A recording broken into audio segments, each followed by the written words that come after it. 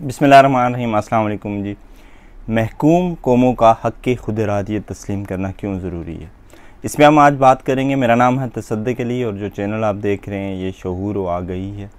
उम्मीद आपने सब्सक्राइब कर लिया होगा जी, अगर नहीं किया तो कर लीजिएगा, बड़ी नवाजिश होगी। ये सवाल बहुत अहम हो गया है कि क्या जो मुल्क, जो कौमें किसी दूसरे मुल्क के कब्ज़े में हैं, उनकी आज़ादी से उनके हक़ खुद इरादियत बशमूल हक़ अलहदगी तस्लीम कर लेने से वहाँ के जो मसाइल हैं वो हल हो सकते हैं या नहीं। मसलन गुर्बत, महंगाई, बेरोज़गारी और इस तरह के जो मामलात हैं, इनका ताल्लुक़ किसी कौम या किसी इलाके की आज़ादी से है या ये पूरी दुनिया का मसला है। इस पर एक तवील ज़माने से एक फ़लसफ़ियाना बहस मौजूद है, मगर ये सवाल उस वक़्त बहुत अहम हो गया जब कश्मीर की अलहदा हैसियत को भारत ने जबरन ख़त्म किया और वहाँ पे ज़ाहिर है जो कर्फ्यू की सूरत हाल अब भी जारी है, उस पर दोनों अतराफ़ में यानी इंडिया और पाकिस्तान में, और बिलखसूस इंडिया में communist party of India, communist party और दीगर जितने भी तरक्की पसंद सोशलिस्ट या वो सारे लोग जो ये बात कहते हैं कि दुनिया भर की मेहनत का शो एक हो जाओ, उन्होंने बड़ा ज़बरदस्त एहतजाज किया और कश्मीर की कौम, कश्मीरी कौम की, जम्मू कश्मीर के बाशिंदों की जो हक़ खुद इरादियत है, उनकी जो आज़ादी है, उसकी भरपूर हमायत की।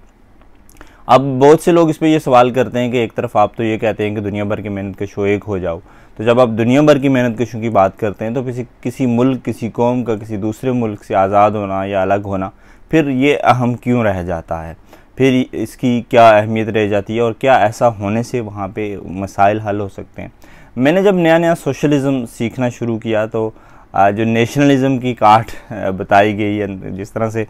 जो अमल हो जाते हैं उनकी काट होती है, इस तरह से फ़लसफ़े की भी काट होती है। तो उन्होंने ये कहा जी कि ये चूँकि हमारे पास मसाले हैं, पाकिस्तान एक मुल्क बना, बांग्लादेश पाकिस्तान से कौमी बुनियादों पे अलग हुआ, क्या वहाँ पे गुर्बत, महंगाई, बेरोज़गारी ख़त्म होगी, तो क्या मज़ीद मुल्क बनने से या मज़ीद कौमों को आज़ादी मिलने से वहाँ पे गुर्बत, महंगाई, बेरोज़गारी और इस तरह के जो सारे मसाइल हैं वो ख़त्म हो जाएंगे? बिल्कुल नहीं होंगे। लिहाजा ज़रूरी है कि एक ऐसा इनकलाब हो जिसमें सारी दुनिया के मेहनत कश बाहर निकलें और आलमी तहरीक हो और आलमी इनकलाब हो रही हो। अब ये बात बिल्कुल सच है कि आज के दौर में कोई भी मुल्क, कोई भी कौम अगर मौजूदा जो मुनाफे का या मंडी का निज़ाम है, जो सरमायादाराना निज़ाम है, इसके ख़िलाफ़ आवाज़ उठाएगा तो आलमी जो साम्राज्य है, सादा अल्फाज में यूँ कह लें कि अमेरिका जो सरमायादाराना निज़ाम का जो सबसे बड़ा दावेदार और सबसे बड़ा जो इंजन है वो, और जो मल्टीनेशनल कंपनियां जितनी भी हैं, वो किसी भी मुल्क को कामयाब नहीं होने देंगी। आपने देखा अफ़गानिस्तान में एक इनकलाबी हुकूमत बनी, उसे किस तरह से ख़त्म किया गया, वेनेज़ुएला के अंदर किस तरह से मदाखलत की गई, क्यूबा के अंदर किस तरह से मदाखलत की जा रही है। ज़ाहिर है कोई भी मुल्क मल्टीनेशनल कंपनी को बेदखल नहीं कर सकता इस वक्त। इसके लिए ज़रूरी है कि पूरी दुनिया के मेहनतकश जो हैं वो आवाज़ उठाएँ। और किसी ज़माने में शायद ये सिर्फ नारा हुआ हो, मगर आज ये एक नागज़ीर हकीकत है और आज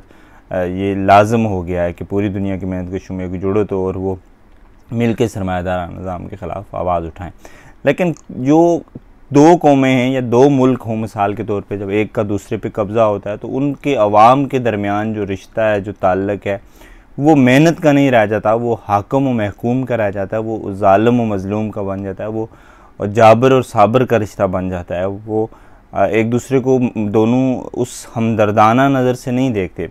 आपके साथ अगर आज यहाँ पे कहीं भी कोई बांग्लादेश का दोस्त भाई काम कर रहा हो तो आज आपका ताल्लुक़ उसका बिल्कुल वैसा ही है जैसा किसी पाकिस्तानी या आपके अपने इलाके के मेहनतकश से आप बात करेंगे। जी देखें जी, हमारे मुल्क में रोज़गार नहीं है,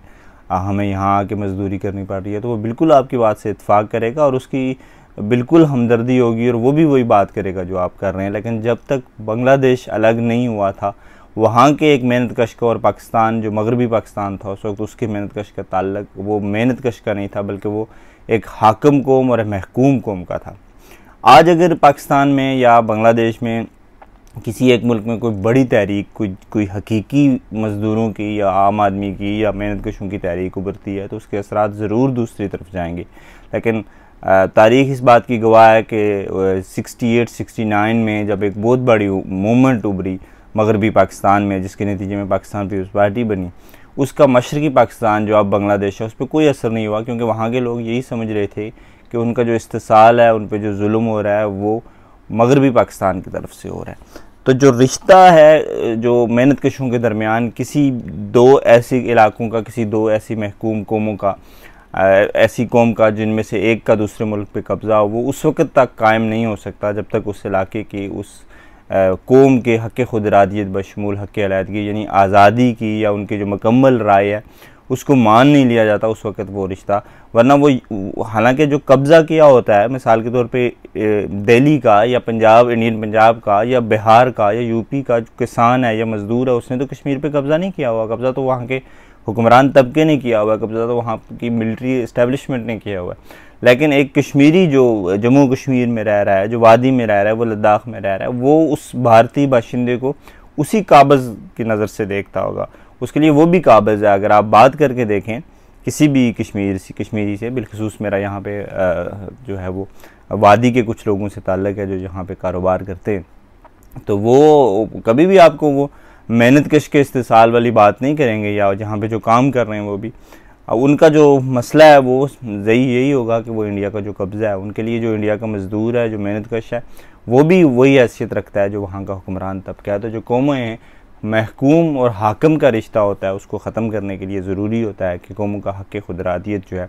वो तस्लीम कर लिया जाए। और जब कौमों का हक़ खुद इरादियत तस्लीम किया जाए तो महकूम कौमें जब आज़ादी हासिल कर लेती हैं तो फिर उनका मेहनत कश खड़ा हो सकता है किसी भी दूसरी कौम के साथ, किसी भी इनकलाब, किसी भी तहरीक के लिए। जब तक कौमी मसला हल नहीं होता, जब तक कौमी सवाल हल नहीं होता, तो वहाँ पे तबकाती सवाल, वहाँ पे जो माशी निज़ाम को बदलने का सवाल है वो पैदा नहीं होता, क्योंकि वहाँ पे लोगों को सरेदस्त जो मसला नज़र आ रहा होता है, जो तरजीह उनकी होती है वो अपनी आज़ादी पे होती है, क्योंकि वो अपनी तमाम तर महरूमियों को, तमाम तर जो उनका इस्तेसाल है उसको ये समझ रहे होते हैं चूँकि फ़लाँ मुल्क का हम पे कब्ज़ा है, चूँकि फ़लाँ कौम का हम पे कब्ज़ा है, इस वजह से हम जो है वो खुशहाल नहीं है, इस वजह से हमारे यहाँ रोज़गार नहीं है, इस वजह से हमारी सड़कें नहीं बन रही, इस वजह से हमारा इलाज नहीं हो रहा, हॉस्पिटल नहीं बन रहे। हालांकि जो बरसगीर का मसला है वहाँ पे जो हाकिम कौम है उनके अंदर भी वही मसाइल हैं, उनके हालात भी बिल्कुल वही हैं। लेकिन ज़ाहिर है जब रिश्ता हाकिम और महकूम का रह जाता है तो वहाँ पे फिर वो जुड़त जो हम दुनिया भर की मेहनत कशों एक हो जाओ का नारा लगाते हैं, फिर वो मेहनत कशों का आपस का जो ताल्लुक़ है, आपस का जो लगन है, या आपस की जो जिद्दोजहद के लिए एक यकजहती होनी चाहिए, वो नहीं हो सकती। और न सिर्फ काबज़ और मकबूजा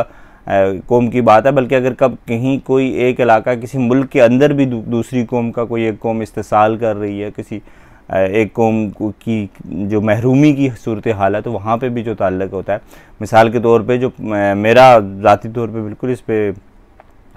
यकीन है कि जो बलूचिस्तान के लोगों का इस्तेसाल हो रहा है, या जो बलूचिस्तान की पसमानदगी है उसमें उसकी असल कसूरवार वहाँ का सरदार है और वहाँ का सरदारी निज़ाम है। लेकिन एक बलोच मेहनत कश, एक बलोच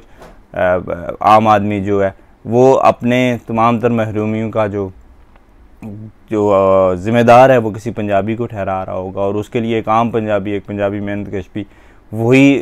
इस्तेसाल करने वाला जो तबका है वैसा ही वो कहलाएगा। हालांकि उसका उस इस्तेसाल से कोई ताल्लुक़ नहीं। यही सूरत हाल कश्मीर में भी है। चूँकि कश्मीर के तनाज़र में अगर देखा जाए तो फिर कश्मीरी कौम का हक़ खुद इरादियत